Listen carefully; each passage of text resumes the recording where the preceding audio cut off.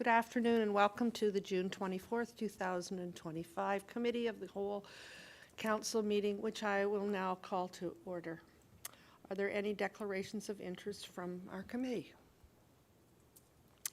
Seeing none, I will now move to item C.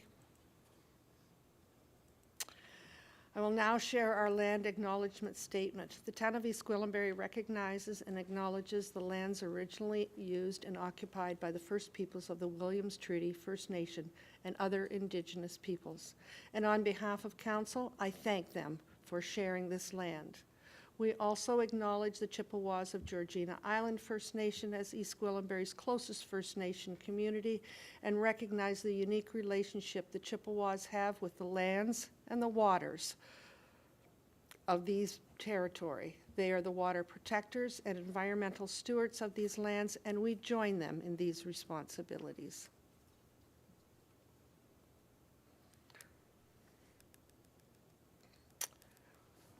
We'll start our afternoon today with item D, community announcements. We have some very nice announcements to share with our public today. Last Friday, the Honorable Caroline Mulrooney, MPP, announced funding over $600,000 for the upgrade to the East Gwillimbury Sports Complex. This project will enhance the recreational and community spaces, ensuring that the residents of all ages and abilities can enjoy a safe and inclusive and vibrant community. We thank the province for their ongoing commitment to strengthen local infrastructure. Are there any announcements from members of council? Councillor Crothers, go ahead, please. Thank you. I want to share a reminder that the Georgina Island First Nations flag raising ceremony that was to take place today has been rescheduled and will now take place on Thursday, July 10th from 1 o'clock to 1:30. Raising the Georgina Island First Nation flag is in council chambers reflects the town's ongoing journey of truth, reconciliation, and relationship building with GIFN. It is also an important symbol that reminds us that we are on land that is covered by the Williams Treaty. A traditional knowledge holder and member of GIFN will be attending. All staff and the public are welcome. We hope council members will be able to attend. For those not able to join in person, the event will be live streamed on our Facebook page. Thank you. Thank you very much. Any other? Go ahead, please. Thank you very much, through you, Madam Mayor. I wanted to acknowledge that yesterday, in the heat, we met under a tree to have a dedication commemorating the E.G. Gardner's 100th anniversary. And it was a pleasure to meet with them and to acknowledge all of the incredible work that they have accomplished beautifying our communities over the past 100 years. And I learned what a tulip tree is. And so I look forward to its blossoming in the future. So thank you very much to E.G. Gardner's and congratulations on 100 years of service to our community. Thank you. Are there any other comments at this point? We are now at item F, presentations. We have none today. Yes. Go ahead, please. Thank you, Madam Mayor. I note that on our previous agenda, there was supposed to be a deputation from Mr. Mizzi, and I note that he's here in the audience along with his partner, Mr. Skeffington. And I wonder if, given their busy schedules and the weight of the agenda we have before us, if we might move item H1 up onto the agenda, and I'd be happy to chair that portion of the meeting, Madam Mayor. Could I just see a nod of... Okay, do we need a motion Thank for that, you. Madam Clerk? Yes. Okay, so moved, Madam Mayor. Thank you very much. All those in favor? That's carried. Thank you. So I'll take the chair now, Madam Mayor, if that's okay. So we're under Development Services, and we're just going to handle item H1. We have prepared a report from staff, Development Services Report DS 2025-16, which is Green Earth Village allocation and support for South Lake. Who's going to take carriage of this one, Mr. Valchich or Mr. Krubnik?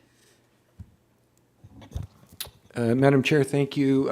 This report, I believe, is fairly self-explanatory, relates to some support that Council will consider in terms of a potential site for South Lake expansion in East Gwillimbury, remembering that this is a regional hospital expansion within the broader catchment area, but one of the sites under consideration is a site that happens to be in East Gwillimbury, and so this is here for Council's consideration today. Thank you, Mr. Vouchers. Before we open discussion, Councillor Crone, would you care to move this? Yeah, happy to. Thank you. So we've got it on the table. Members of committee, any questions that you have about the report? Councillor Johns? Yeah, thanks, Madam Chair. Firstly, I would like to say thank you to staff for the incredible work that they have done over these last 6 weeks in leading up to having this tabled here today. I'd like to thank, obviously, the property owners as well for the work that they've been undertaking. And I think that this was very much an eye-opening process for me. I couldn't be more excited to be able to, for EG to have the opportunity to be able to host a second site for South Lake. I think the opportunity for expanded healthcare within our municipality is deeply needed, but it's also one that's needed from a regional perspective. The challenge that I have been dealing with over the last 6 weeks is that through the process of kind of rolling this out and arriving as it's sitting here at the resolution with us before us, is that I personally don't feel that from a financial perspective that I am able to have all of the information that I possibly could have to be able to make an educated vote within this subject. And I recognize that the process was deeply challenging and not a linear one, and it was one with curves. And so I'd like to thank the staff. I'd like to thank South Lake, and I'm welcoming the opportunity. But this morning I circulated an amendment to the motion that Councillor Crone just tabled regarding the opportunity to have a financial feasibility study as part of this process.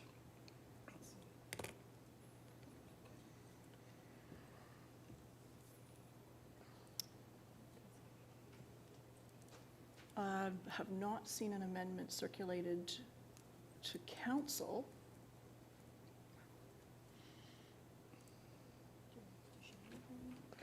I haven't seen it, so I guess we do need to share it.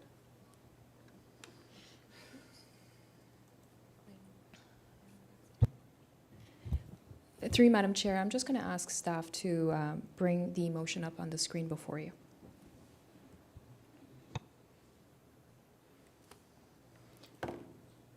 So members of committee, we have a motion to amend the original motion. It's out on the screen.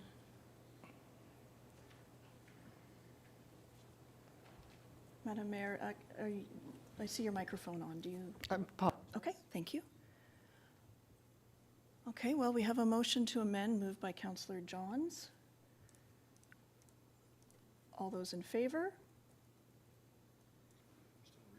You're still reading. Okay, let's give it a moment.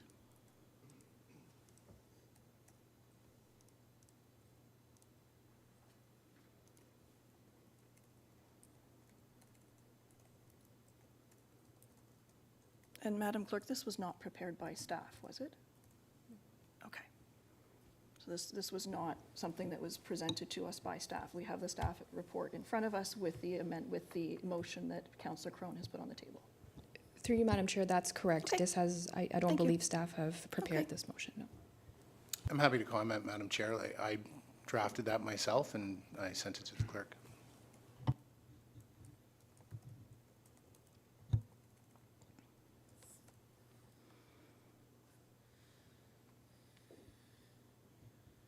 So we have a motion to amend the motion on the table.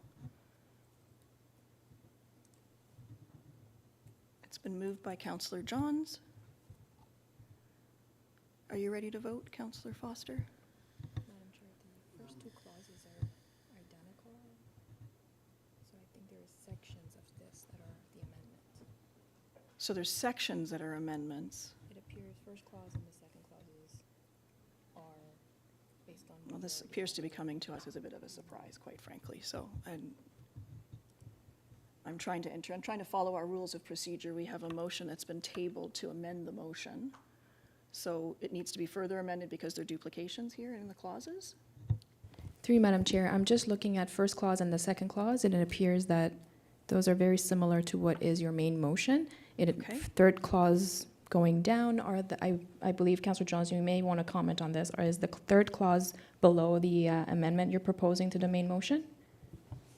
Yeah, that's correct. I know that there was a revised, circulation of the recommendation or the resolution yesterday. And so the first part of it, I'm reaffirming the support, but on the third clause, I'm happy to read it. Would you like me to read it, or? I think we're able to read it, and it's been put on the screen in front of us. Does anyone Okay. do members of committee have any other questions? Seeing none, okay, go ahead, Councillor Foster. Thanks, Madam Chair. I did hear about this earlier. I'm not so sure that I disagree with Councillor John's intention with this. I'm not sure this is the right time. And my first thought is I'd be very interested to find out what more information could be given to us that hasn't already, that maybe wasn't as formal as it needs to be. So I'm not really sure which way I would go on this one. Right now, I would think that it's probably early. I think we need to go back to our regular recommendation in the beginning.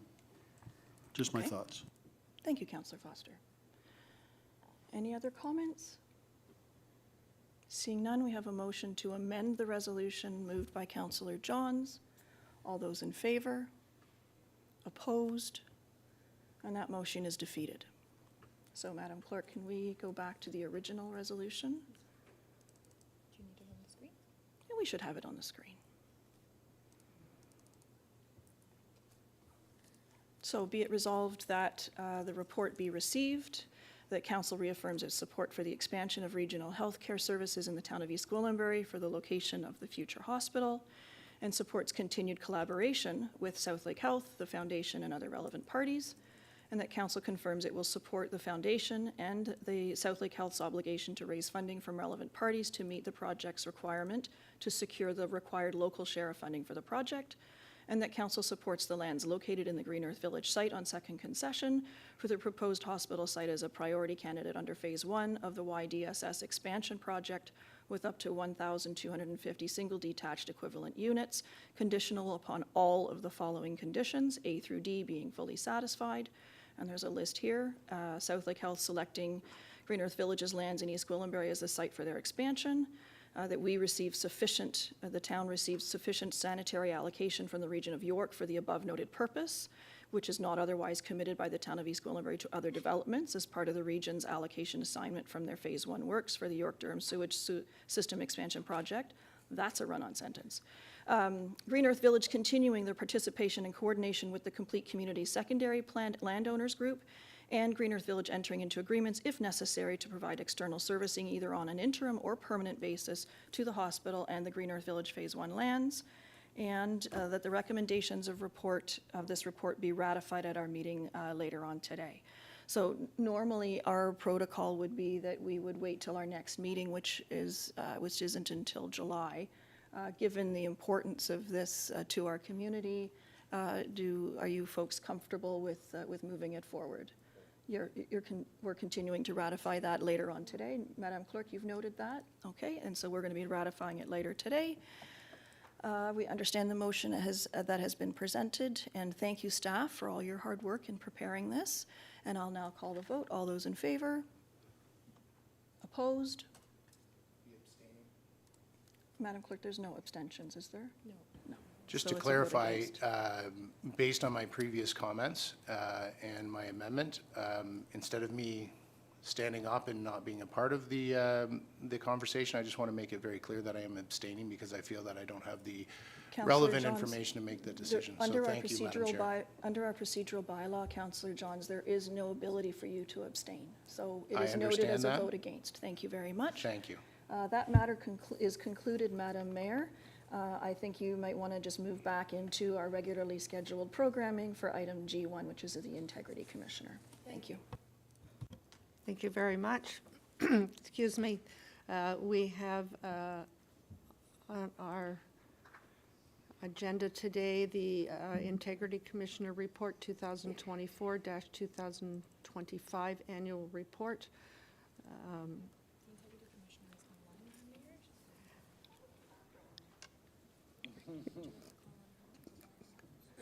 Ms. Craig, good to see you this afternoon. With your backdrop, we're seeing East Gwillimbury behind you. Thank you so much. Do you have information for us at this time? Good afternoon, Your Worship, Mayor Haxon, members of council. It's a pleasure to be here with you virtually. I thought that I would I didn't ask for permission, but I hope that I'm allowed to use your signage just to let you know that I am fully concentrating on East Gwillimbury today. I'm here today to present the 2024-2025 annual report of the Office of the Integrity Commissioner of your town and the updated code of conduct. I've been given by the clerk a certain amount of time. I'm going to try to stay within those time limits. As you all know, I do tend to run on, and so I'll try to keep it tight. And I would ask if you could all hold your questions until the end of my presentation. Hopefully by the end of my presentation, which will be an oral presentation, I don't have any slides. You will have had your questions answered, and if not, I'd be happy to receive any that you have. So the annual report before you covers the activities, as I said, from January 2024 to June 2025, and provides an overview of my activities, complaints, inquiries, advice, educational initiatives that I've undertaken. And the updated code contains the changes to the Town of East Gwillimbury Council Committee Code of Conduct, which I refer to as your current code. It is your current code. I tabled the updated code to bring into force at the town the best practices from municipal codes of conduct across Ontario with respect to existing prescribed provisions set out in Reg 5518 of the Municipal Act. So I'm going to start with a high-level overview of the annual report, followed by the updated code overview and questions, as I mentioned.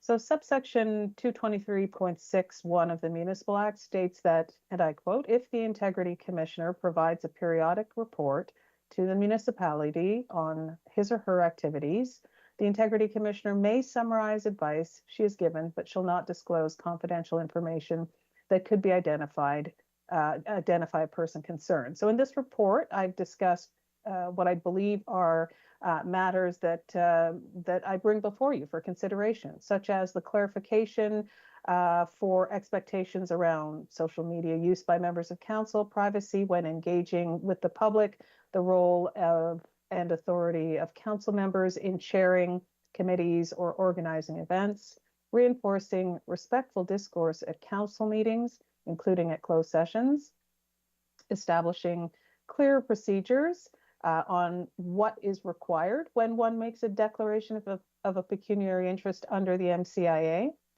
and consideration of developing a council member expense policy that ensures fairness, transparency, and prevents undue influence via personal or third-party funding, as well as providing members of council with clarity on what funds you may use to run your offices.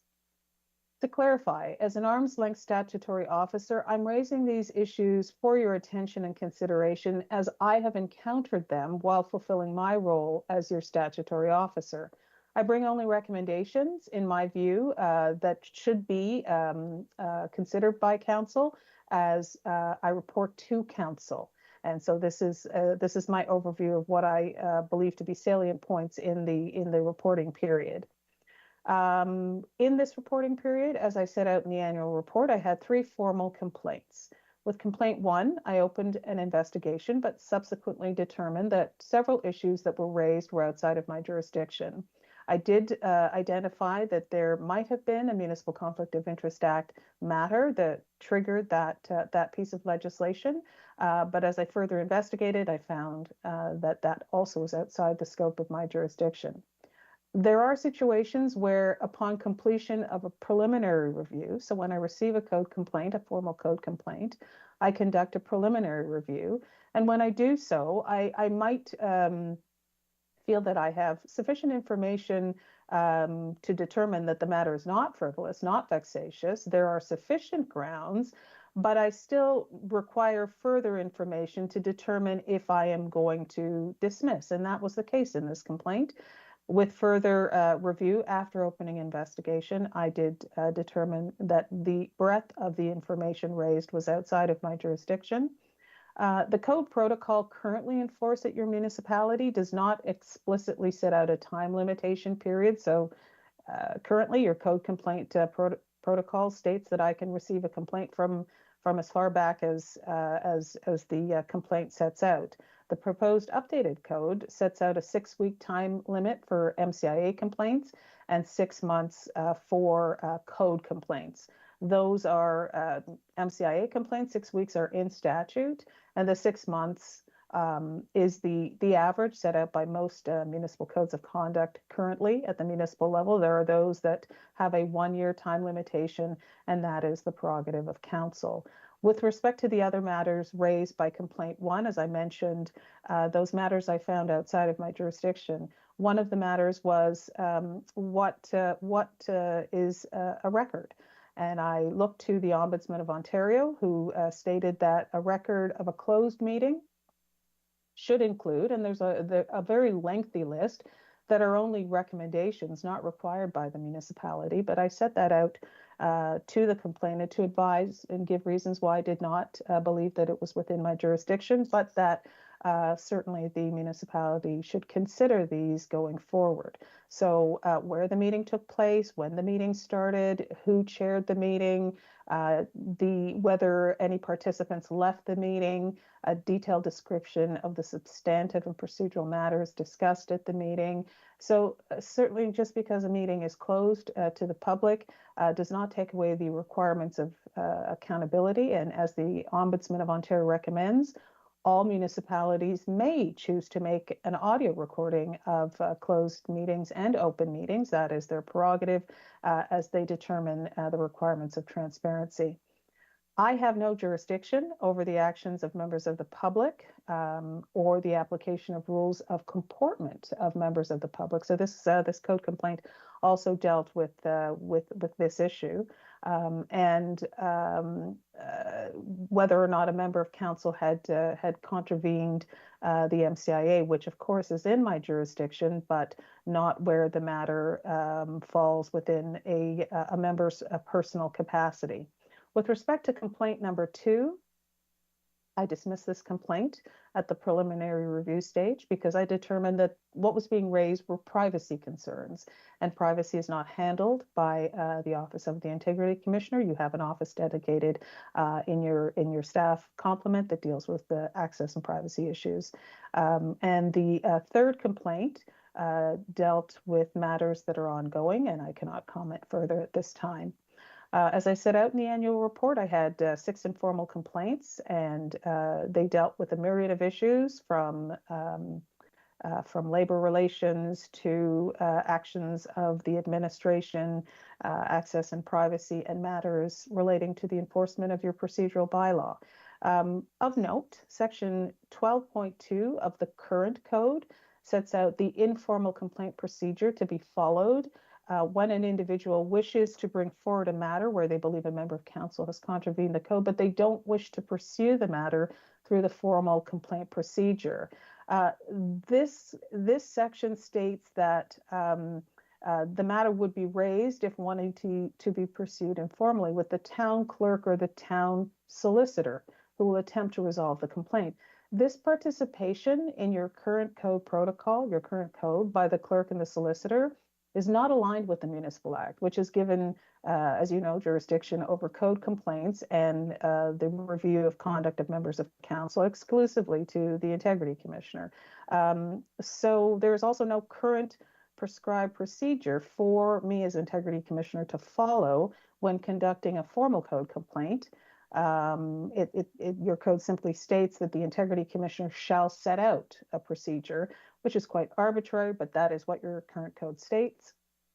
And I found that the absence of a prescribed procedure creates uncertainty for your complainants and also for members of council wondering what procedure will be followed if they're named as a respondent. Topics raised were varied, and it was a little cumbersome when having to toggle between the town clerk, the town solicitor, and myself, when members of the public were not clear as to why they would have to engage the town solicitor or the town clerk when they had an integrity commissioner. As is often the case when a new integrity commissioner is appointed, I received code inquiries seeking clarification on code rules from members of council, from members of the public, and also from staff.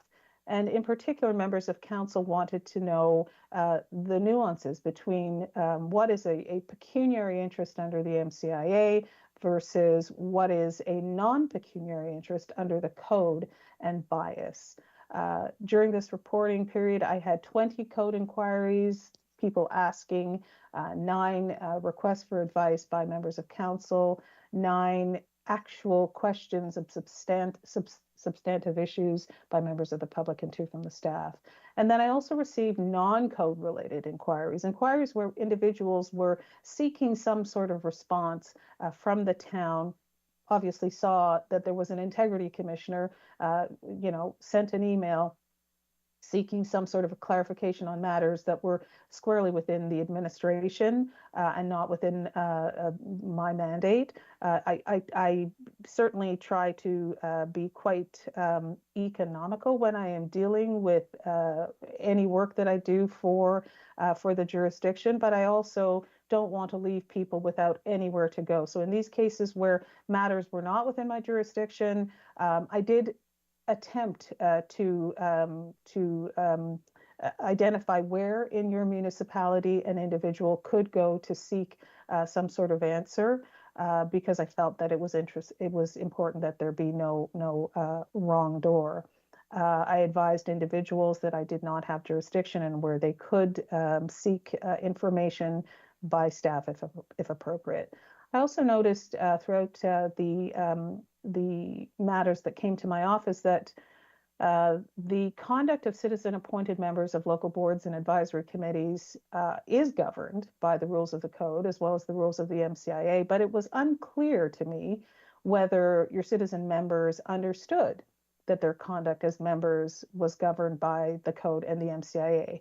Members of local boards and advisory committees, including members of the public who've been appointed by you, have to be reminded that their conduct and actions and statements are governed by the code. I feel that in the interest of fairness, while there might have been a package given to all, it has to be abundantly clear when these individuals decide to serve their community on your committees and boards that they understand that their conduct will also be governed by the rules of the code and the rules of the Municipal Conflict of Interest Act.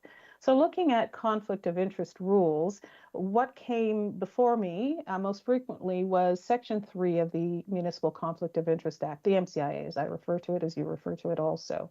And this is a deemed pecuniary interest. Section 3 of the MCIA states, and I quote, "For the purposes of the MCIA, this act, the pecuniary interest, direct or indirect, of a parent, a spouse, a child of the member, if known to the member, shall be deemed to be the pecuniary interest of the member."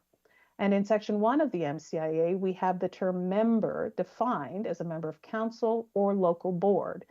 What the MCIA does not define is what a pecuniary interest is, but we have seen from case law, from decisions of other integrity commissioners, that it is a matter that relates to a monetary or economic interest, and it is real and it is not hypothetical. In addition to pecuniary interests governed by the rules of the MCIA, we also have in the Code of Conduct, both your current and the updated code, the improper use of influence section of the code, which states that members shall not use the influence of their office for any purpose other than the exercise of your duties.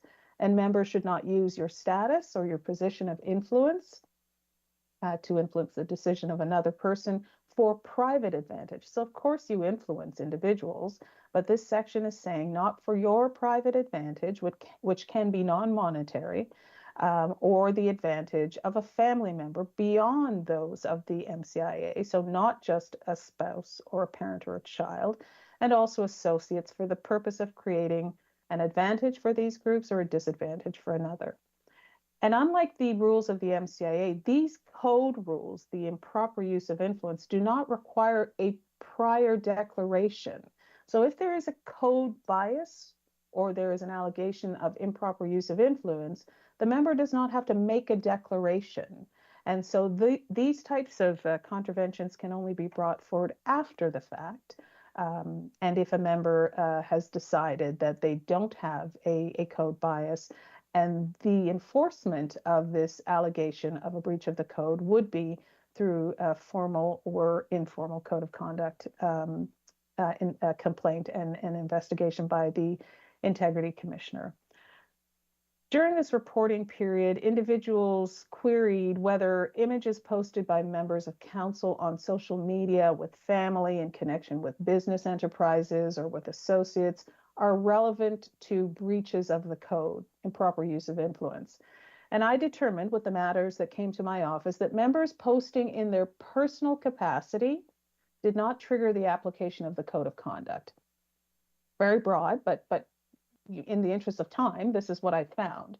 However, I've also advised individuals with whom I've spoken that best practices in council member use of social media policies point to the fact that when an elected official, when you're participating in social communications in your private or personal capacity, unless the account is private, the public may have difficulty separating the public official from the private personal capacity of the member. So I take this opportunity to remind members as I table this annual report to consider the public perception of your name recognition as a public official and how that name recognition can add legitimacy when you invite the public to engage with a business or even though you may not be the owner or actively participating in the running of the business.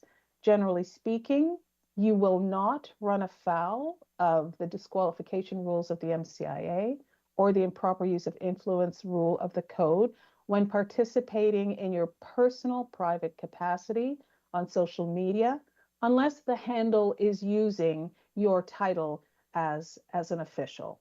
Keeping in mind that unless your account is private, others will see it. So it is incumbent upon members to make it very clear that that is your personal Facebook or Instagram or what have you.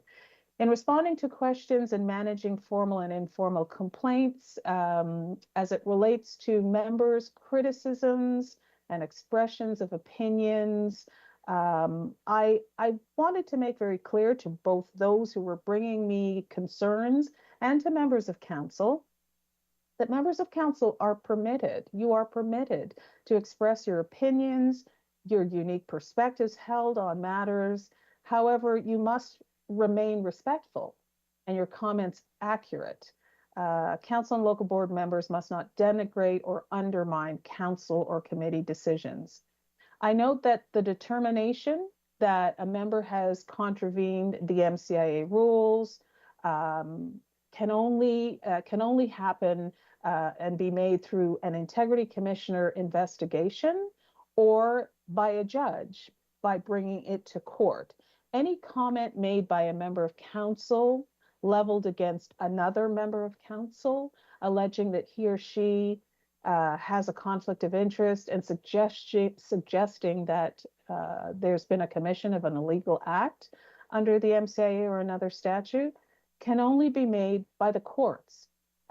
Being accused of having breached the municipal conflict of interest laws, which carries the penalty of removal from office, or that the member has contravened the code of conduct. These are harsh statements and significant statements, and such accusations I've found and I've explained to some members and to members of the public are appropriately made through code of conduct complaints and MCIA complaints with the Integrity Commissioner or directly to the courts, and not to be stated in open or closed session or social media, as the process for making such a determination is set in your code and in the MCIA. Some have commented that the IC regime invites personal squabbles and the weaponization of the code of conduct to the detriment and costly burden of the municipality. This has come across my desk, and I've had to respond to it. And as your integrity commissioner tabling this annual report, I bring to you what has come to my attention of significance, and so I include this in my comment with respect to the annual report. When talking about the cost of an integrity commissioner, I quote from a 2018 Orangeville Integrity Commissioner decision where the cost of the IC was being discussed after a code complaint investigation. The Integrity Commissioner report stated, and I hold this view, but I would like to use the comments of this Integrity Commissioner by stating, this Integrity Commissioner stated, the respondent expressed concern about the cost of the proceeding, both the squandering, this is the word of the individual, the squandering of time and staff resources, and the cost of the Integrity Commissioner investigation. He stated that an Integrity Commissioner investigation is intended to be a last resort, not a first resort, and that it was wasteful for the complainant to file a code complaint before attempting another avenue of redress. The Integrity Commissioner stated that, and these were their words, while I'm obliged to discharge my responsibilities pursuant to bylaw and the Municipal Act, I do take economy and efficiency into account in conducting each investigation. I also paused the proceeding to give the parties an ample opportunity to explore the prospect of a negotiated settlement.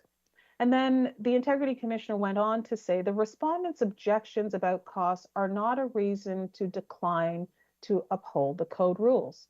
The code, and I am quoting from this Integrity Commissioner, the code of conduct is law. The Municipal Act, which establishes the position and powers of an Integrity Commissioner, is law. The rule of law is one of the constitutional principles on which Canada was founded. It is implicit in the rule of law that the state, in this case, the town, the city, the township, will provide resources to uphold the law. While enforcement costs and efficiency in administering the law are always valid topics of public policy debate, and public policy debate is your right, and I would dare say part of your job description, the Integrity Commissioner said, I am aware of no authority that says cost considerations can be raised as a defense to an allegation of non-compliance. And I end the quote of that Integrity Commissioner. All this to say that the province has mandated the role of Integrity Commissioners and that each municipality have a code of conduct. There is a cost associated with that, and there is a code protocol that determines that an Integrity Commissioner will receive a complaint and determine if there is an opportunity for informal resolution.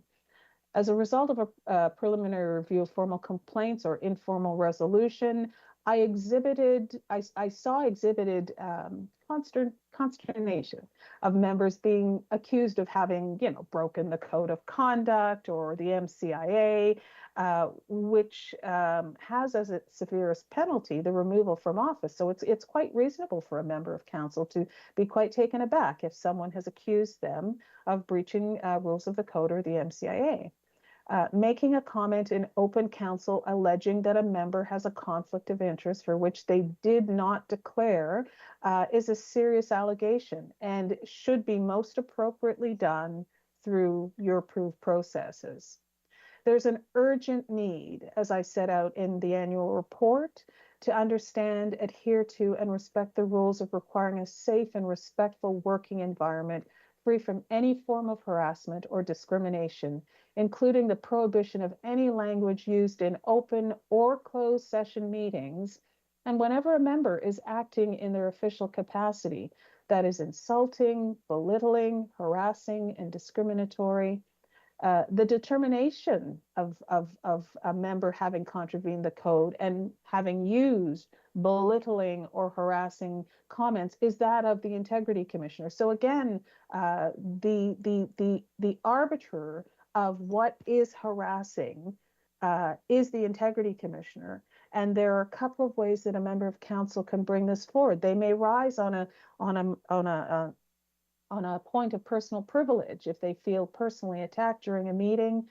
And they may also bring forward concerns to the Integrity Commissioner as it relates to a breach of the Code of Conduct.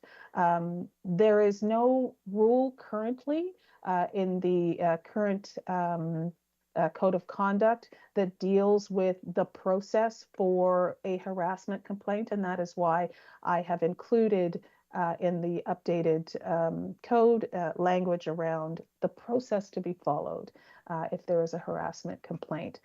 I quote from another Integrity Commissioner's decision. This was the Brampton Integrity Commissioner, when talking about whether or not members of council, do you have the right to express your opinions? Do you have the right to express your perspectives? And the answer is a resounding yes. But this Integrity Commissioner said in their decision, it was the city of Brampton. Brampton is a democracy. So let's just fill in the blank. East Gwillimbury is a democracy. The minority always has the right to dissent from majority decisions. The code rules cannot be and will not be interpreted as removing the right to dissent. What the code requires is that the majority decision be accurately communicated. This does not prevent criticism of a decision. It merely requires that the criticism depict the decision accurately. The decision goes on to say, a council member is always entitled to explain why he or she voted in a particular way. This is not a privilege conferred by the code. It's a democratic right. The commentary of the code states that, and the Brampton Code is very similar to the Vaughan Code, is very similar to the City of Toronto Code, is very similar to your updated code. And the commentary of the code states, a member should not refrain from making disparaging comments about, from making disparaging comments about members of council and council processes. The commentary must be interpreted in light of the right to dissent. So there is always a right to dissent. There is always a right to disagree. But that abuts against the rules of decorum, of respect, and respectful discourse. It's how a member explains, not whether a member can explain how they voted. In my educational role, I've explained to members that there is a difference between expressing one's disagreement with the position of colleagues in a respectful way and making a statement that demeans. And so I will not belabor this point any longer, but certainly I thought it was important to set it out in the annual report. When looking at members' conduct and staff relations during this reporting period, concerns were raised about some members attempting to influence staff report recommendations or overstepping roles in departmental committees. When these matters are brought to my attention, if it is not a code complaint, I make inquiries because I do have an educational role, and part of my agreement with the municipality is to work with staff to ensure that there are policies and procedures in place that give life to and assist in the effective adherence to your code rules. So I had conversations with whomever was relevant. I also received informal complaints. And so it's of vital importance, I am submitting to you, to good governance at the municipality to understand the importance of respectful professional interactions with the administration through your CAO, and that individual members cannot, as you all know, direct actions outside of council resolutions or delegated authority. I've identified concerns about the lack of clarity around the role of members of council as departmental chairs. What was, I'm told, instituted as a mechanism to allow succession planning for members of council, giving the opportunity for each member of council to direct meetings as chair and to understand meeting management rules, seems to have moved towards members of council, some members of council. This is not an indictment. This is information that I have received. Some members of council directing staff in that department and with respect to the initiatives of the department through their role as chair of the committee. With respect to members' comments at council and committee meetings, there seems to be a belief that when members are in closed session, the rules of decorum do not apply because the meeting is outside of public scrutiny. As set out in my March 2024 information bulletin that I provided to council, members of council were reminded at that time that it is not a code contravention to have an opinion, even a strong one, But the rules of the respectful workplace policy have to ensure that comments allow for a safe and respectful workplace for staff and for members of council. With respect to members' conduct around election activity, I set out in the annual report and also in an information bulletin that members should not use town resources, and that would be including staff time, logos, devices for campaign purposes.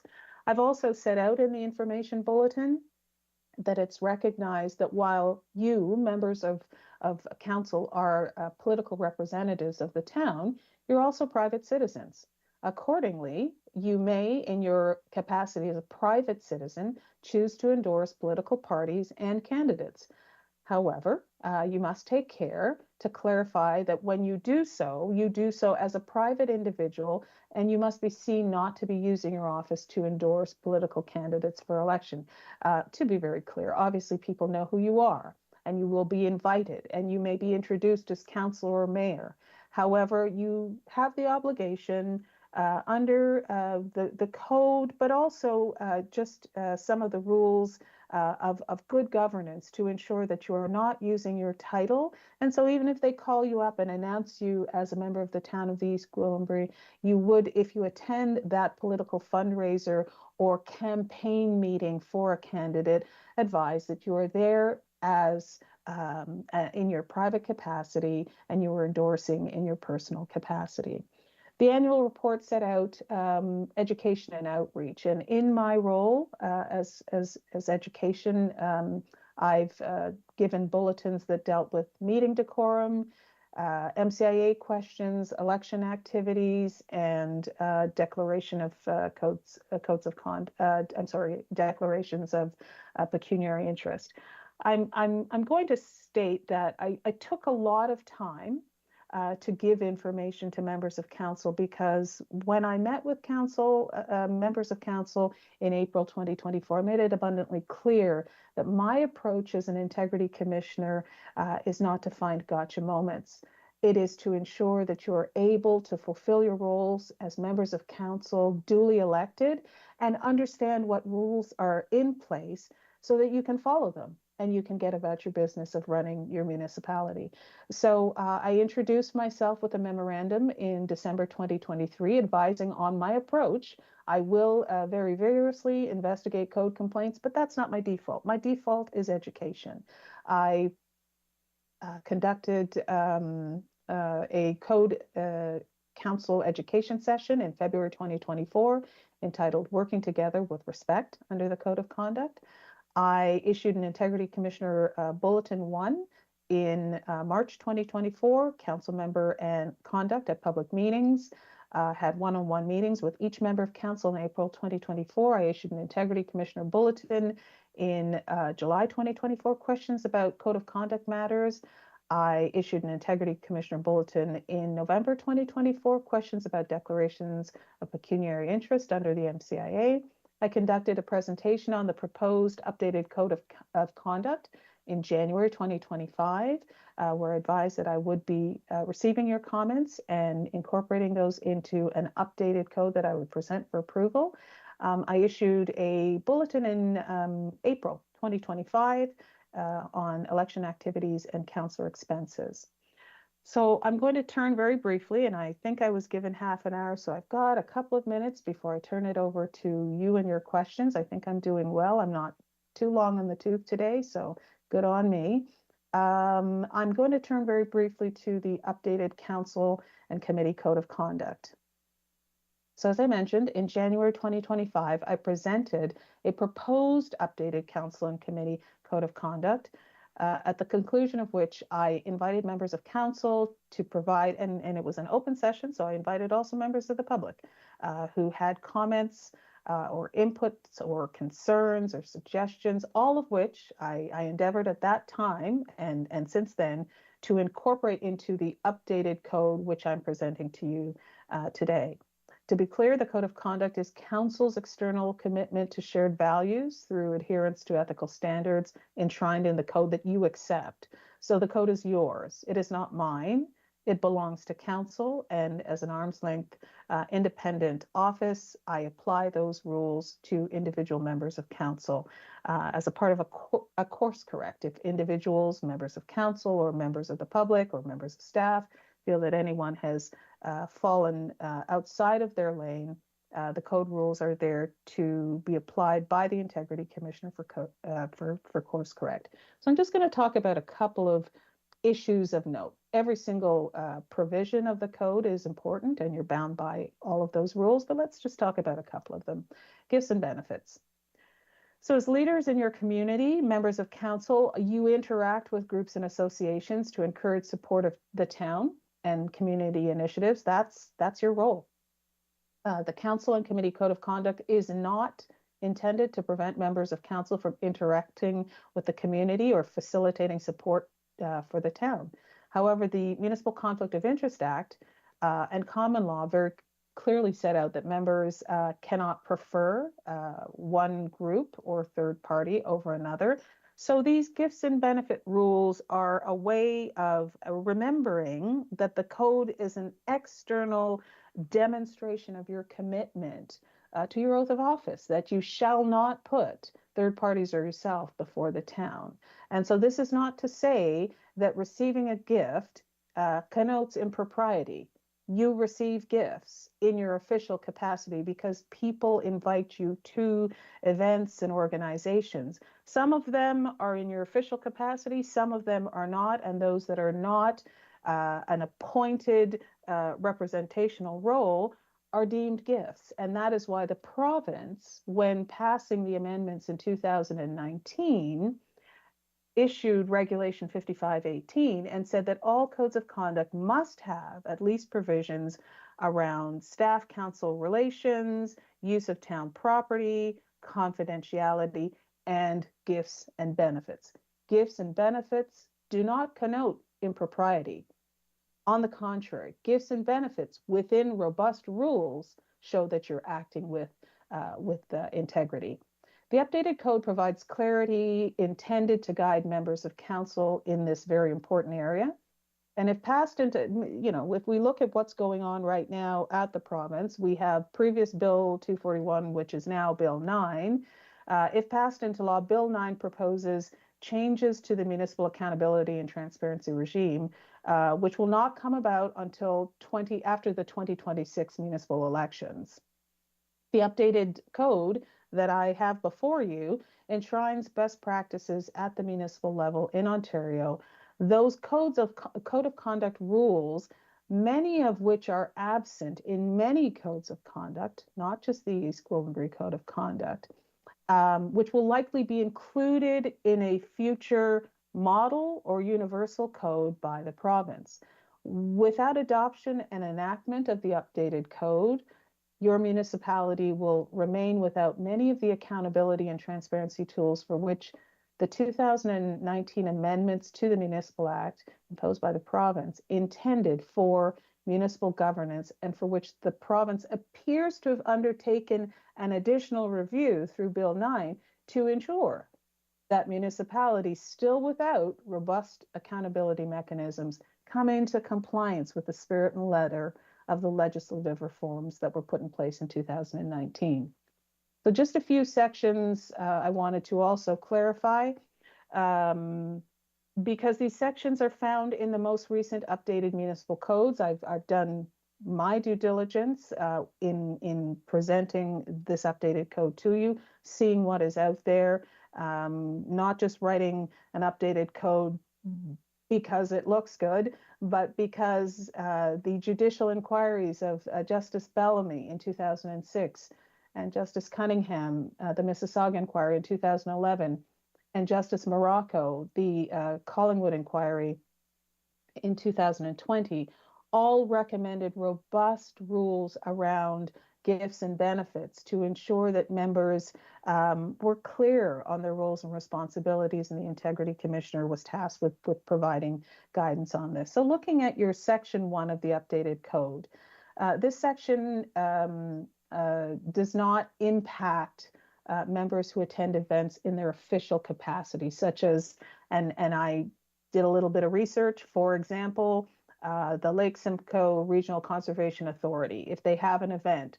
Rule 6.1 of the code states in its commentary that an invitation, I'm reading from the code, an invitation to attend a function where the invitation is connected directly or indirectly with the performance of the member's duties, i.e. for which the public office holder has a ceremonial, presentational, or representational official role, is not considered to be a gift. So attendance is in fulfillment of your duty. So the tickets that you receive in these officially designated roles are not gifts or benefits, and you would not have to fill out any sort of gift registry declaration. And receipt of these tickets would not be a gift or benefit. Members should be encouraged to understand that gifts and benefits are required under the Regulation 5518 of the Municipal Act, and required to be robust so that you understand and can navigate these rules. They're not supposed to be an impediment to you fulfilling your official duties. The Integrity Commissioner is the subject matter expert. I'm here to apply these rules and explain these rules. And if a member of the public or a member of council is unclear or requires clarification, they may seek clarification from my office. And it's my commitment to publish FAQs, information bulletins with examples, to assist you in better understanding these rules, to assist the public in better understanding these rules with the best practices from these judicial inquiries of what official capacity means and has meant for the past 20 years. When looking at requests for attendance that you receive as members of council, looking at Rule 6.2.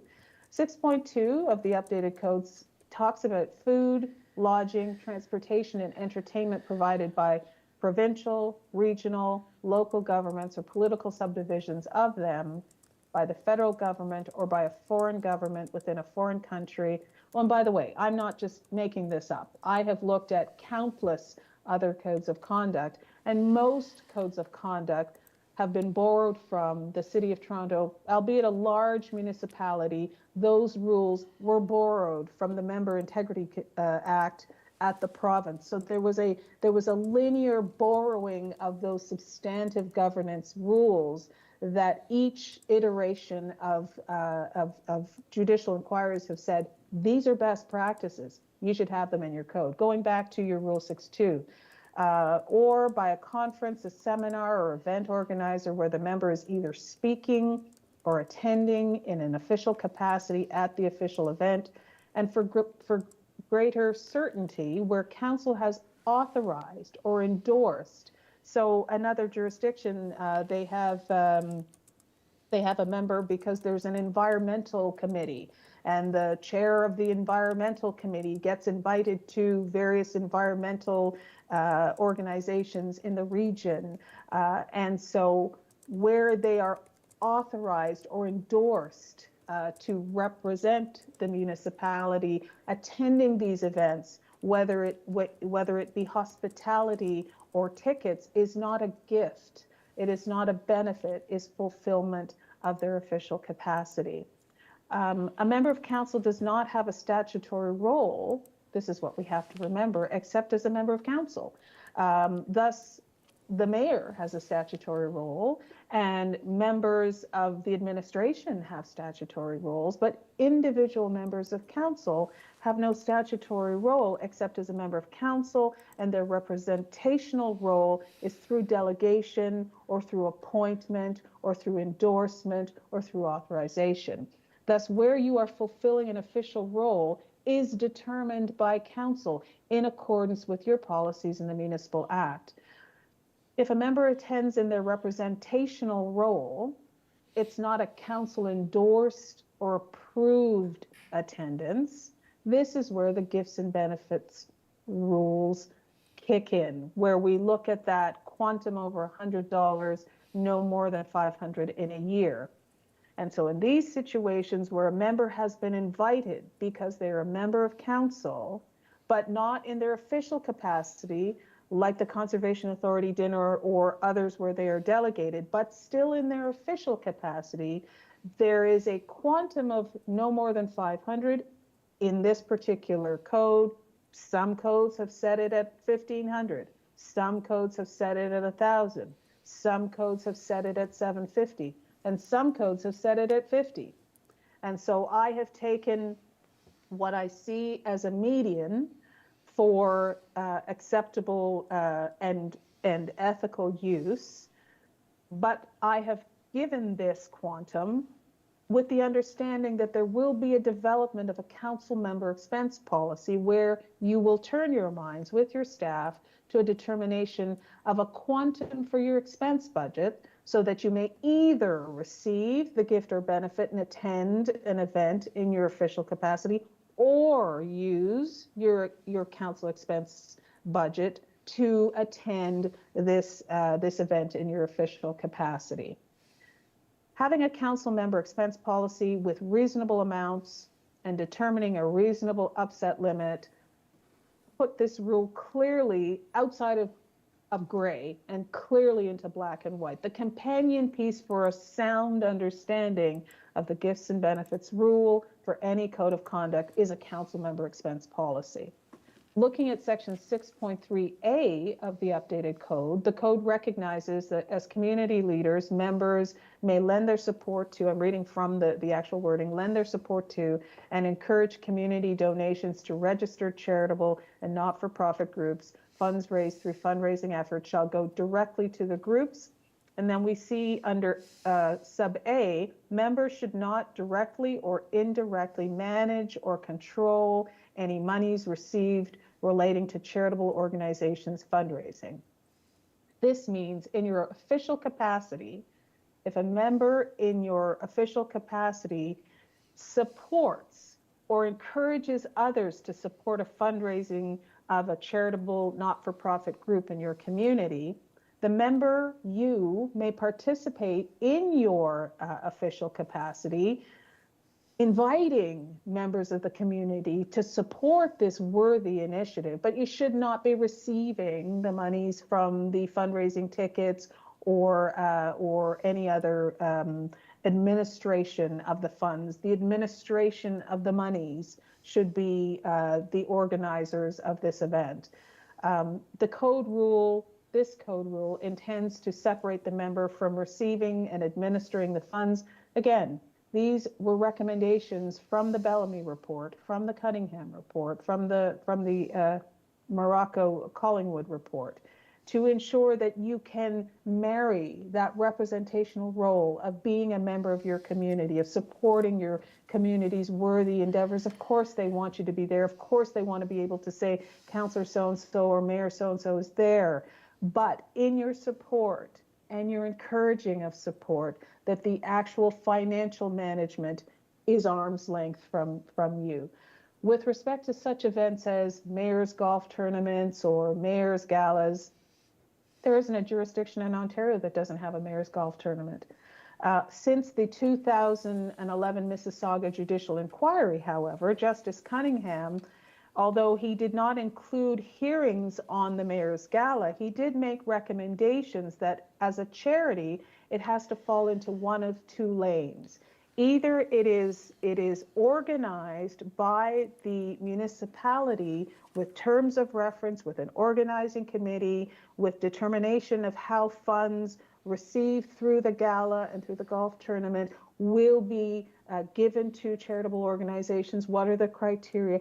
Or there will be a standalone charitable organization that will have the name of the mayor's gala or the mayor's golf tournament.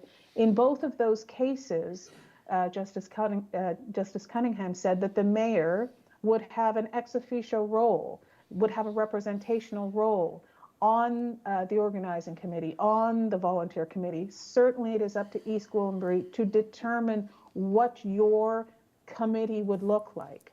But the best practices from Cunningham forward have said that galas are allowed, golf tournaments are allowed, raising money for your municipality is allowed, but the mayor and members of council should be arm's length, and there should be criteria that are transparent and clear as to who will be given what money, how the money is collected. There would be audits and accounting. That's not an integrity commissioner issue. That is a municipality issue.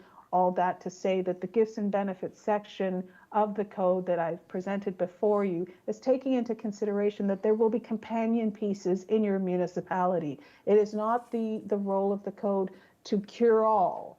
It is there so that there are clear rules around integrity, and then there will be a council expense policy, and then there will be rules around galas, etc.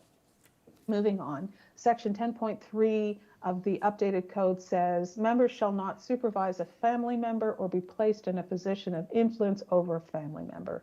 This rule is included to mirror the principles of the town's nepotism policy. Again, coming from recommendations of the judicial inquiries, it simply means that a member of council will not have a direct report as a family member. Now, members of council do not direct staff. Your only staff is the CAO. However, this rule also looks at the dotted line determination of what a person's role may be, and that could happen if council is deciding on a special project and in a situation where the member's family member, and a family member is allowed to be a member of your jurisdiction, but there are rules that separate the member from directly reporting, having the family member directly report to them. This is just putting into the code what is already in your policy, because oftentimes what is in your policy, one says, well, how do we enforce it? By putting it into the code. How do we enforce confidentiality and access and privacy as it relates to a member of council? By putting it into the code. So this is not something new. It is just reflective of what your nepotism policy already has.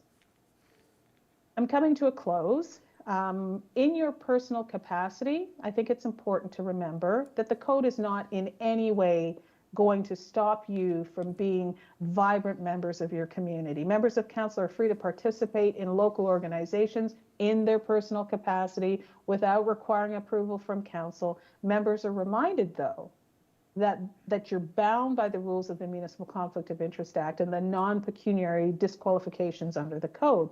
So if you are a member of a body, a charitable organization or a community group, and this group comes before council for any monetary, financial, or economic ask, that if you're a member of that group, and you may be a member of that group and you may be a member of council, if that group comes before council with a financial ask, you are disqualified from participating in that discussion.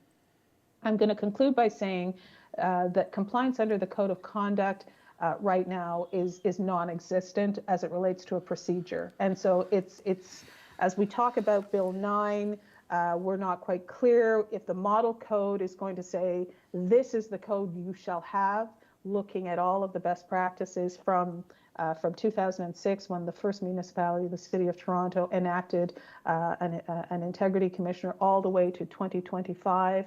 Or is it going to be a code where the province says, these are the minimum required prescribed rules that must be in a code of conduct? Not quite sure, but what will be sure and certain is that the province will say there must be, as the Ombudsman of Ontario has pointed out, there must be a clear procedure that the municipality follows, the Integrity Commissioner follows, for informal and formal complaints. And right now you don't have that. And waiting until post-2026 is problematic. I submit that in December 2024, I presented a proposed updated code to members of council, and you had a look at that. In December 20th, 2024, I sent out an information bulletin regarding Bill 241, and I noted that, and I quote from my info bulletin, in the new year, I will be delivering a council workshop at which I will provide an overview of my proposed updates to the current code.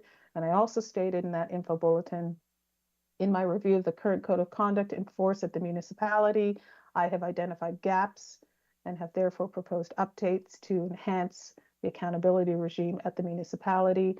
And it is my understanding, this is what I said in the info bulletin, that any changes to the Municipal Act will be made through what was then Bill 241 and will not come into force until after 2026 elections. In January 14th, 2025, I held a workshop to outline the rationale for the proposed changes previously presented on December the 3rd. And this session covered, as you recall, historical changes to the code, the role of council, individual councillors, and the administration, the role of the Integrity Commissioner, and the overview of the proposed code. And in April 2025, I issued an information bulletin stating, I will endeavor to make recommendations regarding steps to take regarding use of corporate resources when I table my annual report in June 2025. And at that time, I said in my information bulletin, I will submit an updated code of conduct for council's consideration and approval. And I've received input from members of council, from members of the public. I've consulted with staff, and I propose to you the updated code of conduct, which I am submitting respectfully for your approval and for ratification at this meeting. I'm going to stop at this point. I thank you for your attention, and I will take any questions of clarification that you have at this time. Thank you very much. Thank you for providing an overview of the annual report and the update code as well. Are there any questions from the committee to Ms. Craig this time? I'm not. Oh, Councillor Leahy, go ahead, please. Thank you very much through you, Madam Mayor. First, I wanted to acknowledge and thank our Integrity Commissioner for all of the hard work that she has put into updating an outdated code, and we appreciate all of those efforts. It brings to mind, to sum up everything that you have said, I began thinking of the expression that good fences make for good neighbors. And I think that a good code of conduct that has filled in those gaps puts us all on the same page in terms of maintaining trust with the community and the integrity of our municipality. So thank you very much, first of all, for your work in serving us. I had a couple of questions, mostly to do with definitions. You have defined one already, which is what the word member refers to, and it refers to volunteers on committees and local boards in addition to council members, so I appreciated that clarification. I would also like clarification on the definition of quorum.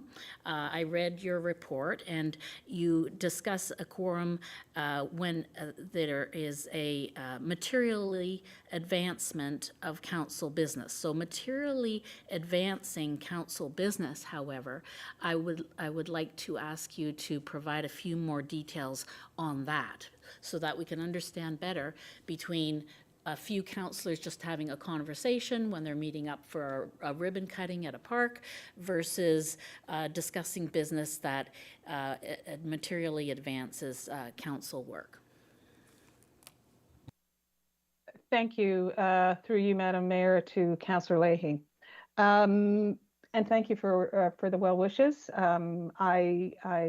As I said, when you appointed me, I hoped to bring best practices to your municipality, and this is your code, and it's a living document. So goodness, I hope we aren't changing it too often, but as things change, we will change it as it suits you. So thank you for those comments. With respect to quorum, as I pointed out in the annual report, and thank you for your question, Councillor Leahy, the definition of quorum is set by the municipality.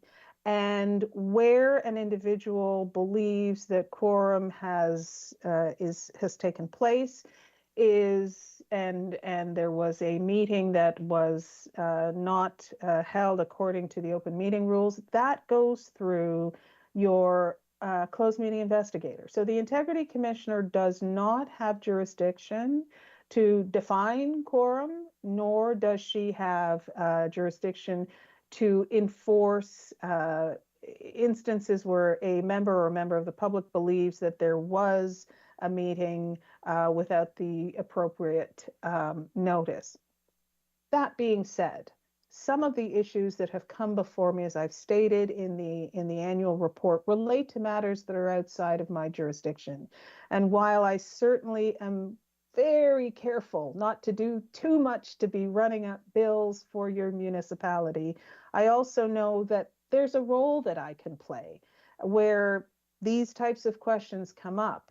And so as we are approaching the election year of 2026, where I will be working with your staff for FAQs on how to use social media as an elected official and how to ensure that there's a level playing field. Not my role, but working with your election staff and your clerk.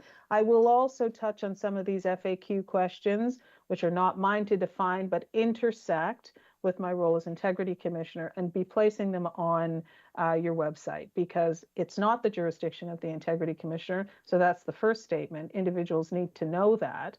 It is the responsibility of the municipality to say, here's what quorum is. And if anyone, members of council, members of the public, feel there was a meeting and I think there were 5 members of council or 4 members of council and there should have been notice, that is a closed meeting investigator complaint that goes to your closed meeting investigator. It's not raised at council. It's not sent on social media. It's not suggested as wrongdoing. If someone believes that something has happened contrary to the open meeting rules, they will go to the appropriate statutory officer, the closed meeting investigator, to investigate.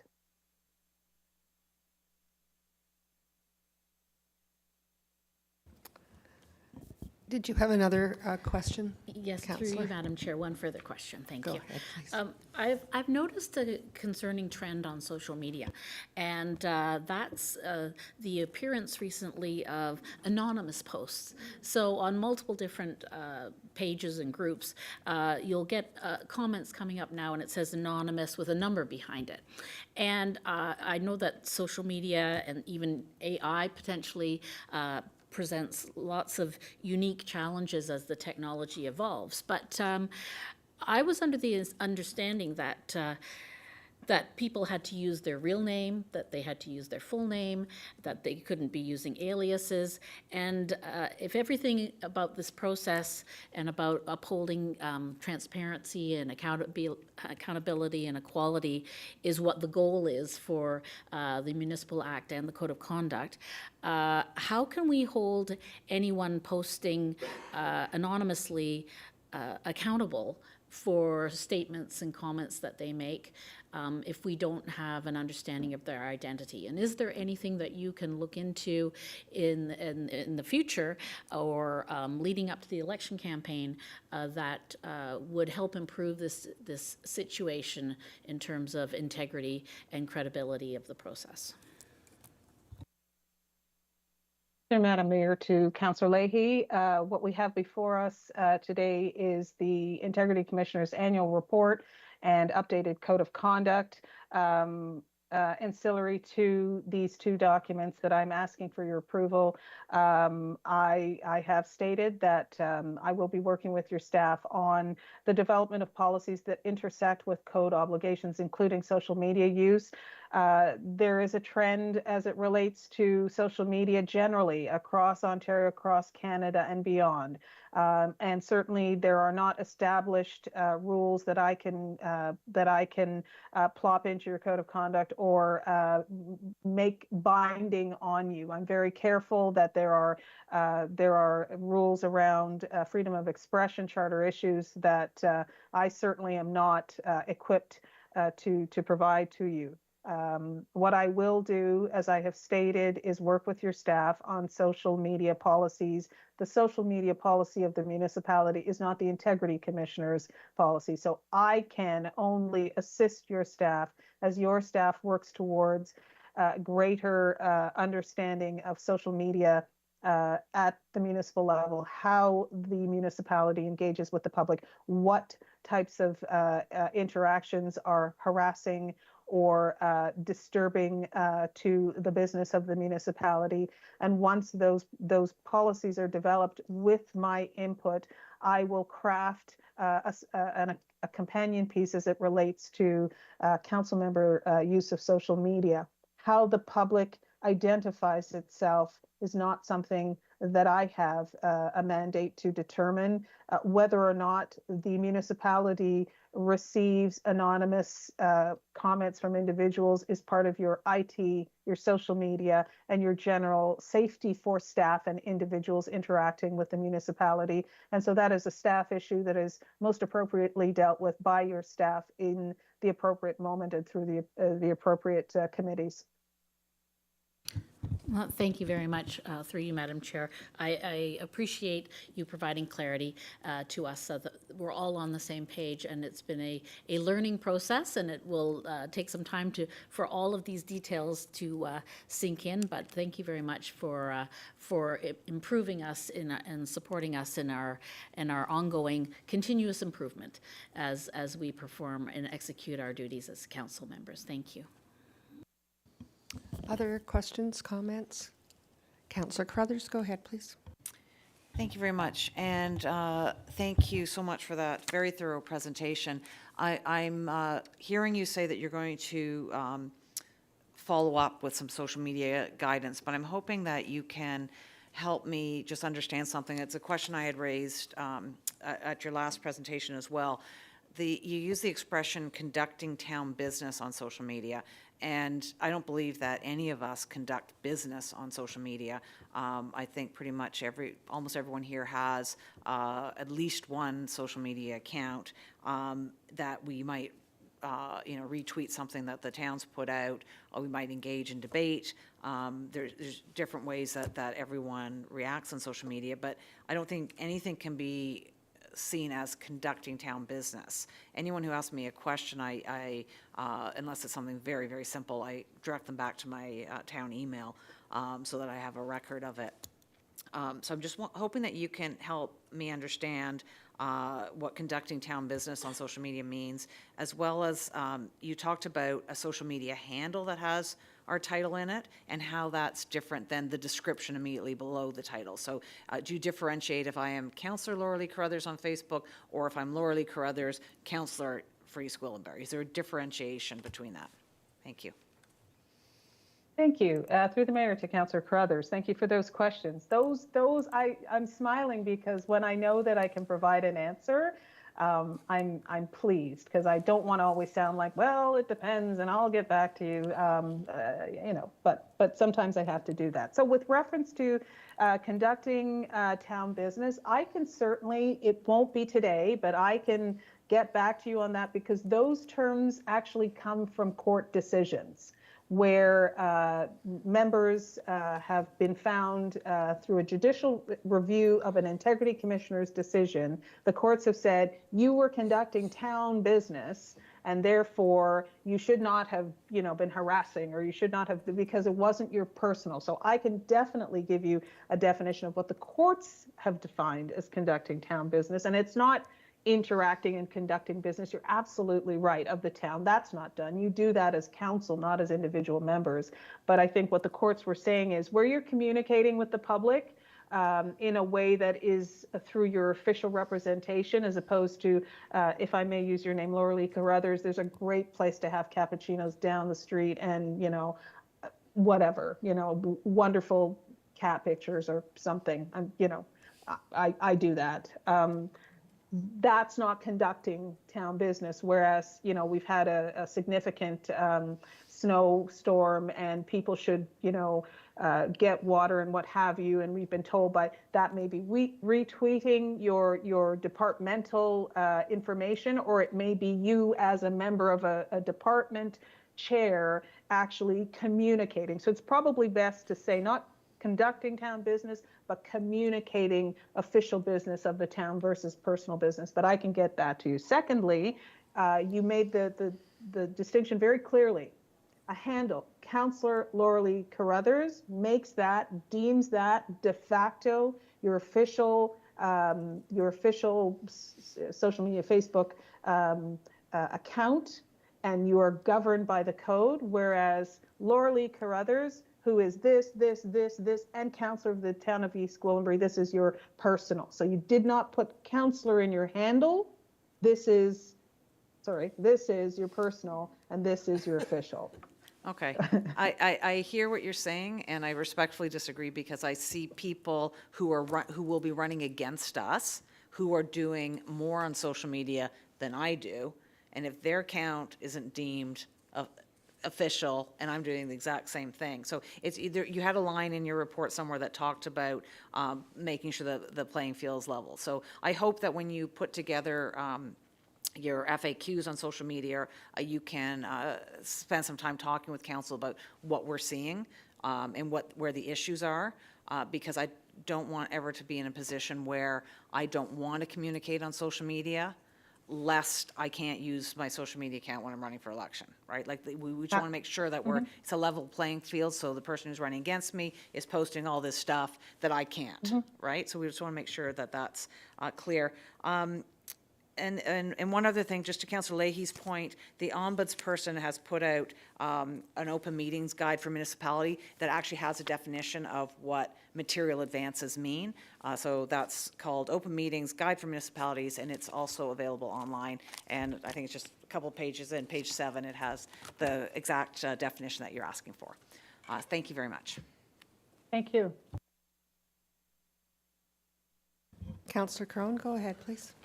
Thank you, Madam Mayor, and through you to our presenter. Again, thank you so much for this. This was a robust discussion, and I appreciate all the time that you took in preparing this and educating us. You may regret, though, that your education has spawned probably more questions than I had at the beginning of the session. I'll take. I have a ton of questions, but I won't take them all up today. But there's one that I'm hoping you can help me with on page 21 of your report, section 21.2, where it talks about the initiation of the formal complaint process. And in red, you have highlighted the complaint must be made within 6 months of the alleged violation, or no action will be taken by the Integrity Commissioner, which is fine. Then when you go down to section 22.1, section B, subsection I, the complainant became aware of the contravention not more than 6 weeks before the date of the complaint. I can understand there might be some nuance, but you're closer to this than I am, so help me understand the differences between the two. Is it 6 weeks? Is it 6 months? Is it both? Thank you through the mayor to Councillor Crone. So when we are looking, let's look first at section 21.2. That is for code complaints. So the heading is initiation of formal complaint process. We're talking about a code complaint and contravention of the code and evidence in support of the allegation included with the complaint form and affidavit. The complaint must be made within 6 months.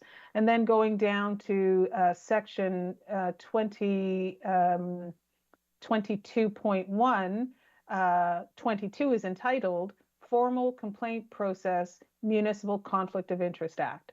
So where there is a formal complaint alleging a violation of sections 5, 5.1, 5.2, or 5.3 of the Municipal Conflict of Interest Act, the language that I have put into your code is the language of section 223.4.1 sub 5 of the Municipal Act, which states very clearly it must be 6 weeks from the time of the actual occurrence when the member had a conflict and did not declare, or, and this is language from the Municipal Conflict of Interest Act, or became aware of the contravention. So the language from the Municipal Conflict of Interest Act and under heading of section 22, formal complaint MCIA, states very clearly it's 6 weeks. This is not arbitrary. This is not something that I can determine. The MCIA says 6 weeks, and the MCIA also says 6 weeks from the time that you should have declared the conflict or when the complainant becomes aware. So there might have been an FOI where the complainant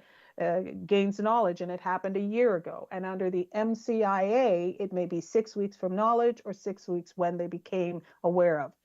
Code, which is above, says 6 months. Thank you. That is crystal clear. I appreciate that. There's other questions I have, certainly regarding our involvement with respect to charities. I know I served as a chair of the Alzheimer's Association of York Region for a time.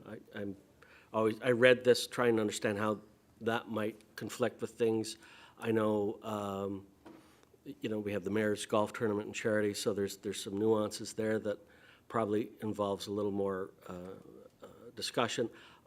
From my perspective, and when I read this, and I want to give this is such an important issue because it's about how we govern ourselves and how we hold ourselves out to the public.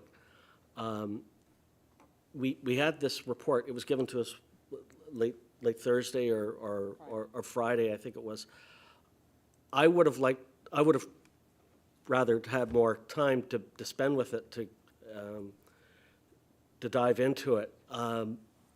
And I have other questions. There's things that I think we could tweak, and there's other things that I think we could add into it that is quite frankly missing, that I think it would be great for a conversation. And I don't know if that process is, I'm happy to receive this. I think same-day ratification might be premature. I would be willing to have some more conversation about this to see how we could kick this up a level.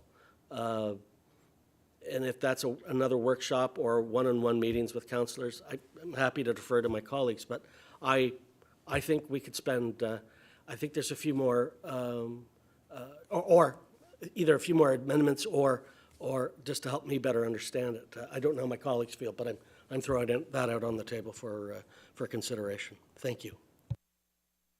To the mayor, to Councillor Crone, I know there wasn't a question, but I'm going to respectfully remind members of council that the document before you, the update, it was called the proposed updated code at the time, December 3rd. We are now towards the end of June. The only changes that I've made to that document are in red. And so you will see that the document you were given in December 2024 is the same document you have before you, except for a couple of changes that either came out of discussions with members of council or my further review of what is out there. So completely understand how important this is, councillor. And as I mentioned, the code is yours. It is not mine.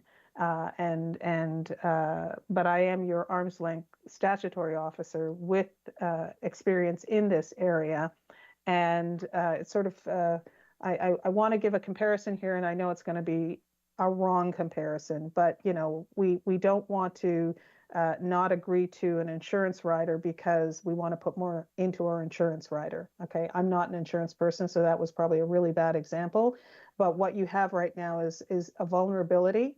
When you have a code of conduct that is filled with gaps and a complaint protocol that is non-existent, what happens is you've got an integrity commissioner who I would like to think I have integrity. So I'm going to default to best practices. But pretty much when your code says the integrity commissioner shall follow whatever process she feels like, I don't know how comfortable any member of council would feel about that. I don't know how clear that is to the members of the public. So I'll stop there. Councillor Roy DeClemente, go ahead, please. Thank you, Madam Mayor. Through you to Ms. Craig. I think you answered my question, which was that the only changes that you've made from December 3rd till now were those denoted in red. For me, I spent some time, some considerable time with the document back in January, and I documented some of the substantive things that I wanted to see addressed, mostly containing stuff having to do with campaign activities being defined, because we have people who are campaigning and not necessarily communicating. We've got social media being an issue that I think we need clarified. And there was also some repetitive sections in here. So the duties of the Integrity Commissioner in Section 4.2 versus the role of the Integrity Commissioner in Section 19.1. They're quite repetitive. The verbiage regarding coercing staff to participate in partisan political activities appears at least twice throughout the document. And I haven't seen those changes made, and so I'm concerned that it might not be quite ready. But at the same time, I've been anxious to have an updated code of conduct because I feel that increasingly, as our community grows and the demands on us become more and more sophisticated, that we need these rules of engagement to allow you to effectively do your job, Ms. Craig. And so it's one of those situations where I feel torn, because I definitely want the new updated belts and suspenders, but I don't feel that this document is something that I can put my name behind to say, I will adhere to this when I feel that there are still faults within that document.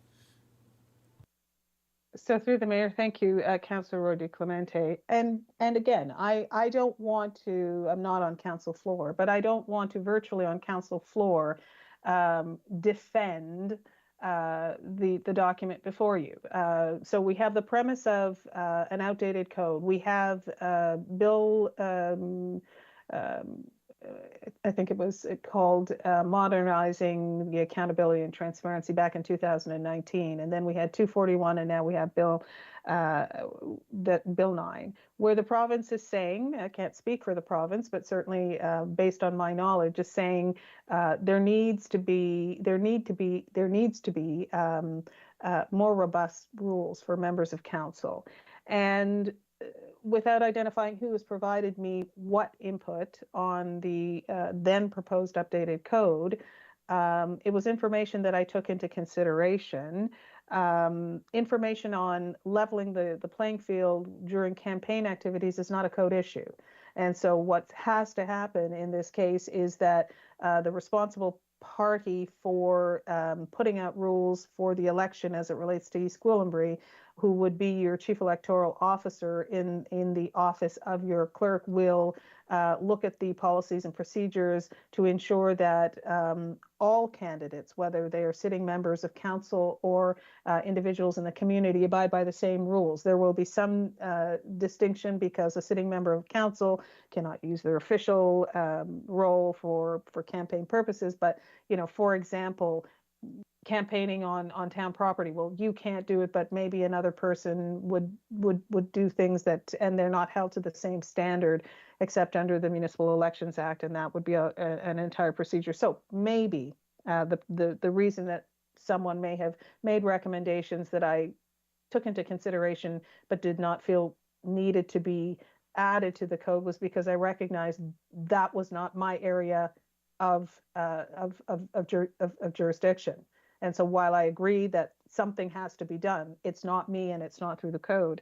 As it relates to social media, again, can there be more detailed language around social media? Without a doubt, but without a companion piece of the town of East Gwillimbury having a robust social media policy, I'm putting the cart before the horse. I'm saying, here's what you're required to do, but there's no policy at the town, or there's a policy that needs work. And so that could also be a reason why there has not been amendments to what you saw in December. Duties and roles. Redundancy sometimes just underscores what needs to be understood, which is the duties set out in the Municipal Act. Here's what the duties are of the Integrity Commissioner, statutory duties that I can't change. Here are the responsibilities. So from those duties, here's what she's supposed to be doing. Do they look the same? Are they the same? Pretty much. But this is what the Integrity Commissioner, as a statutory officer, must do. And here's what she does. And I take your point. It may be redundant, but when people sort of say, well, what is your role as it relates to this, that, and the other? Sometimes redundancy or repetition or underscoring is important. So again, I said what I wasn't going to do, which is try to defend what is not my report. And what did I do? I just did that. But I guess what I'm trying to say is not ratifying this document today is going to leave you where you are. How clear are we on what I haven't included?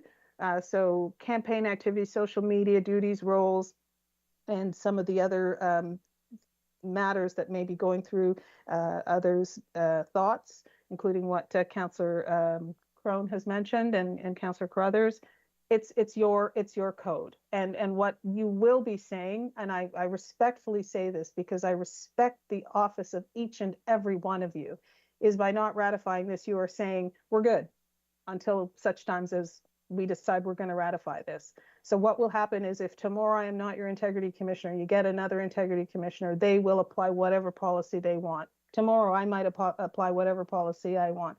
You're pretty much saying it's an arbitrary game until we decide what we're going to do. And I completely understand how important this document is to you.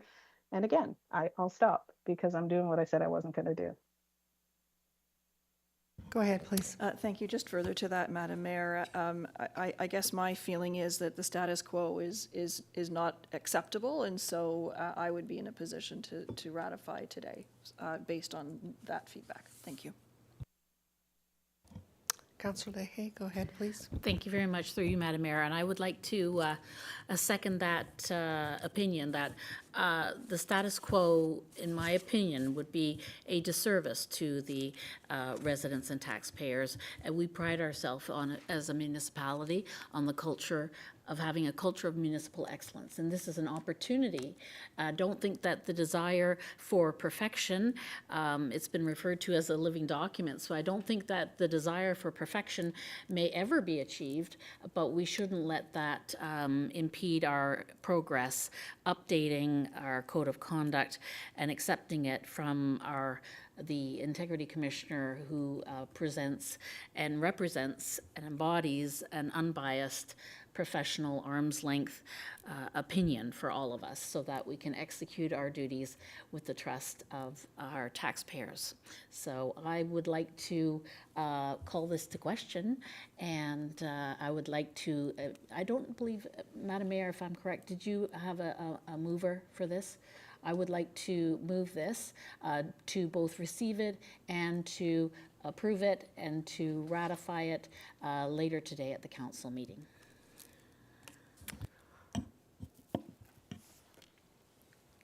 What I do have is be it resolved that the Integrity Commissioner's Executive Summary Memorandum and 2024-2025 Annual Report dated June 24th, 2025 be received.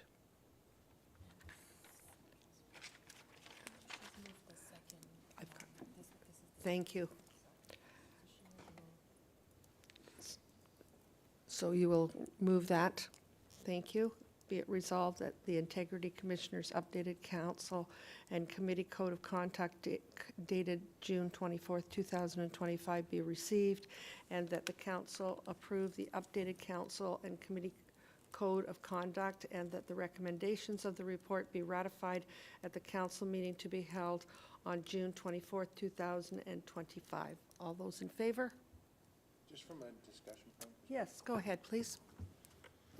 Can I just clarify that in what just occurred here, we are moving G1 and G2 all in the same motion? Is that what we're doing with the annual report and the code of conduct?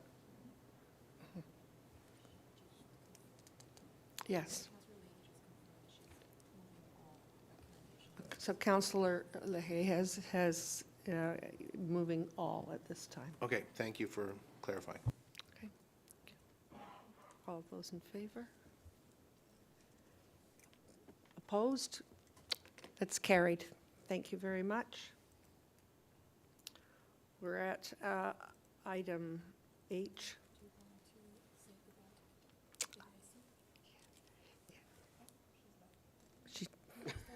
No. Just to thank you. Thank you. I didn't want to just mute myself and take off my image. Thank you, members of council, for your support and your leadership, and I will endeavor to get answers to your questions and make sure that you don't regret your decision of moving this today so that you get clarification. Thank you all. Thank you very much. I know you've given us all thoughts that we will follow, and perhaps you might even have a phone call or two if time it allows. So thank you very much. Wonderful presentation today.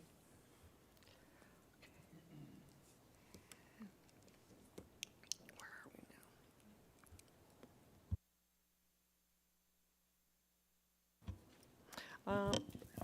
now? I'm wondering if we would like to take a 5-minute break And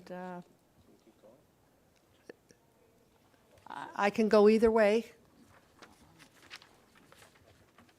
5 minutes? Okay, thank you very much.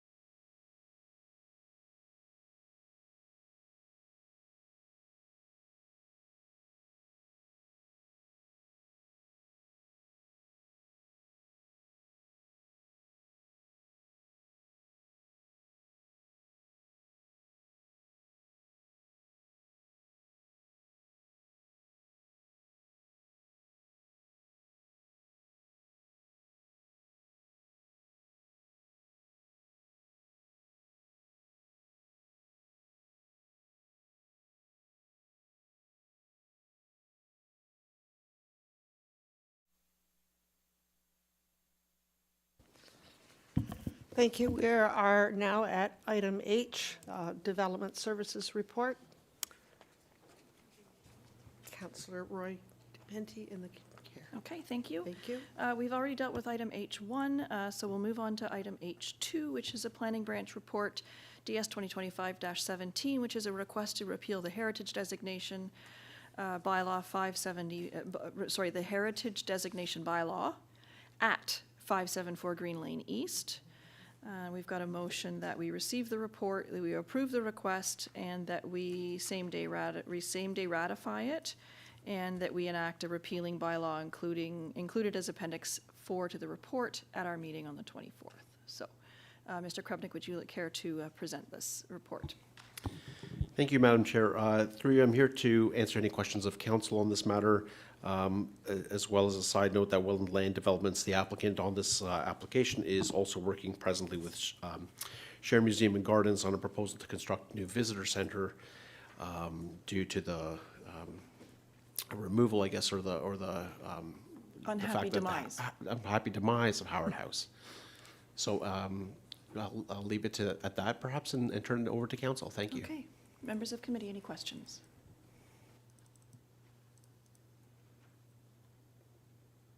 Okay, no questions. Does anyone want to move this? Councillor Johns, thank you. Mr. Krupnik, do we have a sense of where things are with the Museum and Gardens and their new visitor center? Is everything moving along well? I know that we've got some parties in the building that may be able to comment, but I'm just, do you happen to know if things are moving along with their application for the new building? Thank you, Madam Chair, for your question. The last time I've been updated on this matter in terms of the visitor center itself has been the last time it was been presented before council.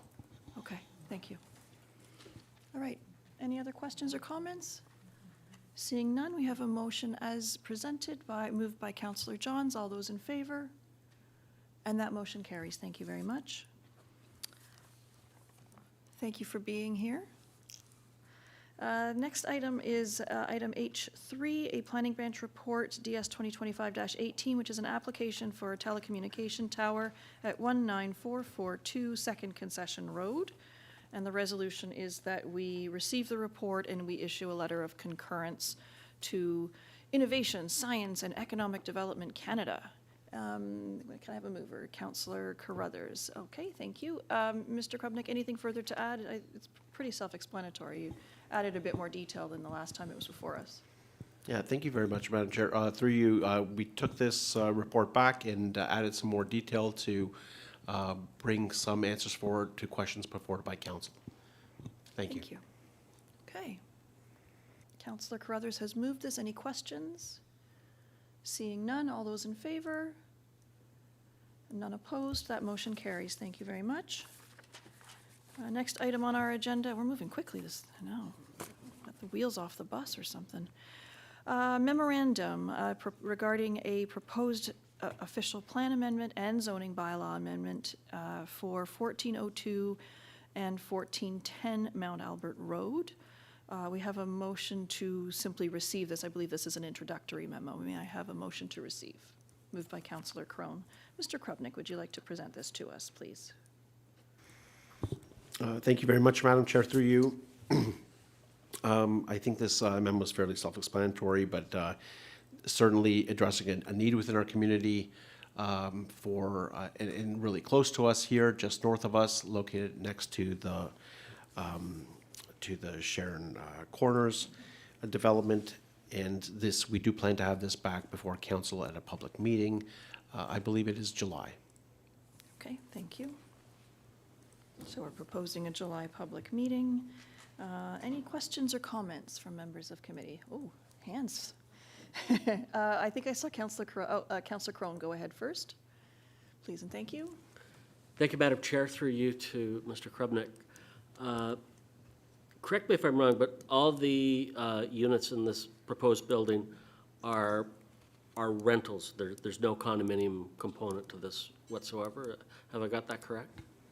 Through you, Madam Chair, correct. I believe that's those are market rental units. Okay, thank you. Councillor Carruthers. Thank you. Very exciting to see purpose-built rentals.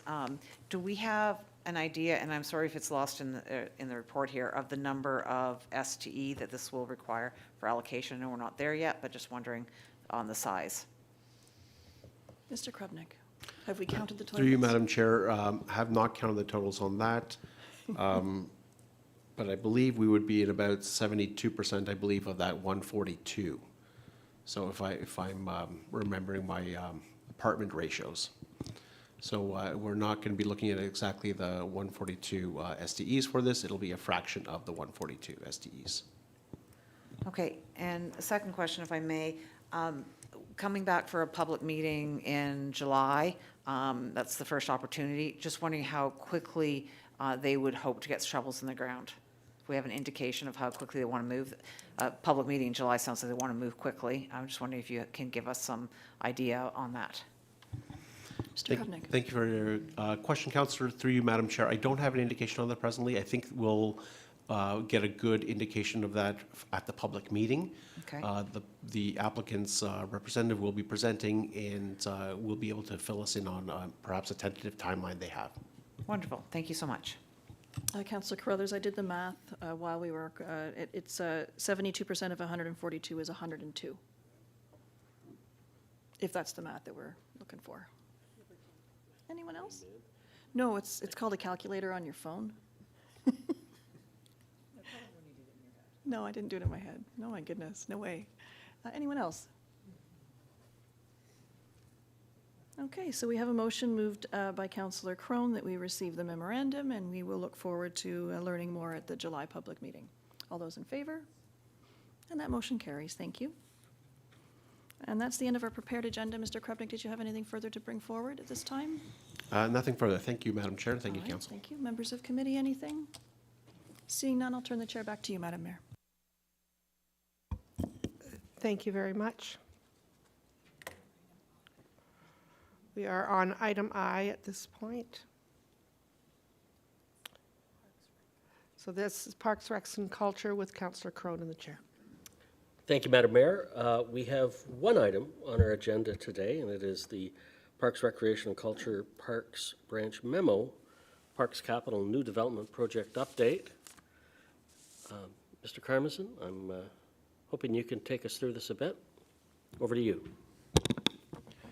Thank you, Mr. Chair. The memo provided for council highlights the progress with 14 separate parks projects.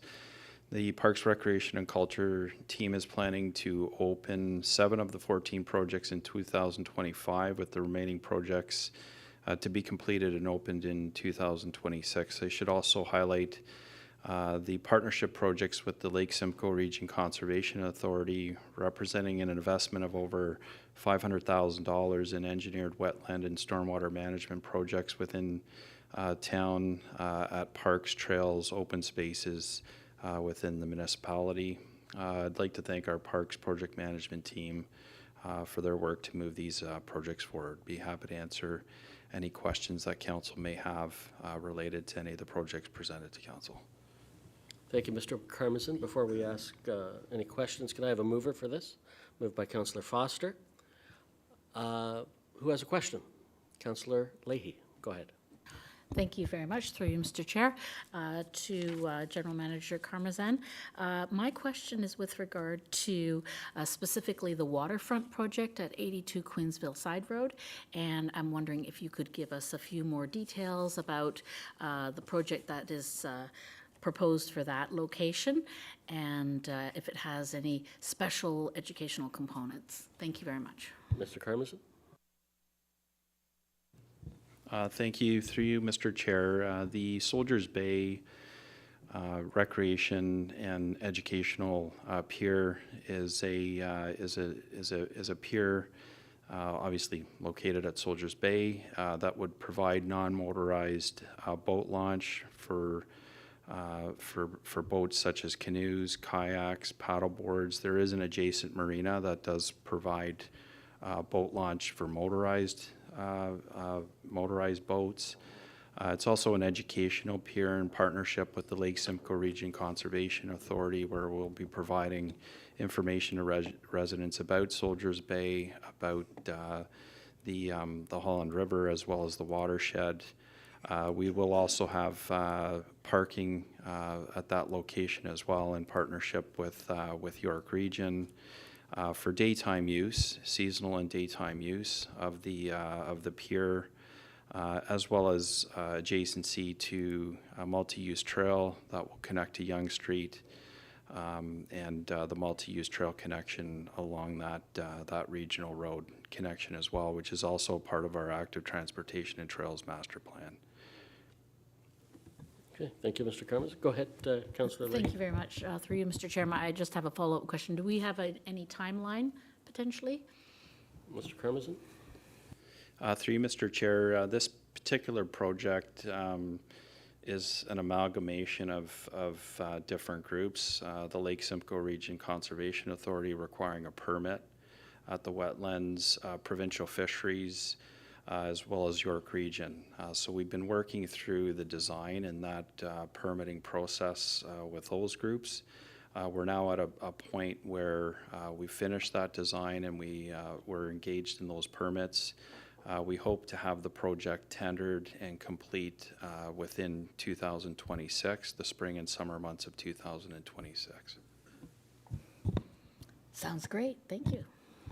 Okay, Councillor Carruthers, please go ahead. Thank you for this report. Wow, so much going on. It looks fantastic. Our residents should be very excited. And thank you, Councillor Leahy, for bringing up the educational component, because that's how it was framed originally, and the title has kind of changed a little bit, so I'm glad that that is still part of the purpose of it. So when we are looking at the educational component of it, I would hope that we can speak with Georgina Island First Nations and find out what the Indigenous aspect of that area was. I understand it was significant, so we make sure that our educational component is very encompassing. Thank you. Okay, Councillor Roy DeClemente, then Councillor Foster. Thank you, Mr. Chair. My question relates to the radial line trail extension, and I see that things are continuing to track on schedule and within budget, but I don't have an indication of what that schedule looks like, and it's a piece of infrastructure that the community has been, well, they're using it even though it doesn't exist yet, let's put it that way. Mr. Karmazin? Through you, Mr. Chair, we have worked with the Lake Simcoe Region Conservation Authority to finalize the trail alignment and all of our permitting. In addition to that, we have cleared the trees for the trail alignment prior to the migratory bird season, and we're in the process right now where we'll be tendering the project for completion towards the end of this summer to early fall. Wonderful, thank you. Okay. Councillor Foster, you had a question? Thanks, Mr. Chair. Just a comment. One of the projects in this report was the Simcoe Trail. I have heard nothing but good things about the Simcoe Trail and Boardwalk. So I think congrats to yourself, staff, and the contractors. That was a great job. And I think we have an opening coming up in a little while, but the trail has been used a lot, so I'm being told. Thank you. Any other questions? Councillor Johns, go ahead. Yeah, through you, Mr. Chair, to the Mr. Karmazin, and I see the team sitting in the audience here. I just want to say thanks for the great work. Like when we as councillors are sitting there and going through the agenda, and we get to the topics, and then take our time reading it. And I got to this topic, and I thought, okay, this will be brief. But then you keep going through all the projects that the team is clearing off within the department, and it's just really impressive. And I just think that I just feel like EG is certainly punching above its weight in comparison to other municipalities. And so thank you and congratulations. Mr. Karmazin, I don't think there's a response to that, but I want to caution you on getting too inflated of an ego. After all the stroking you've been getting here tonight, this afternoon, it is, we'll knock your self-esteem down later. But to everyone's point, this is phenomenal. There's been a lot of work, a lot of projects that go through. You know, we go through the budget process in the fall, and we set money aside for this.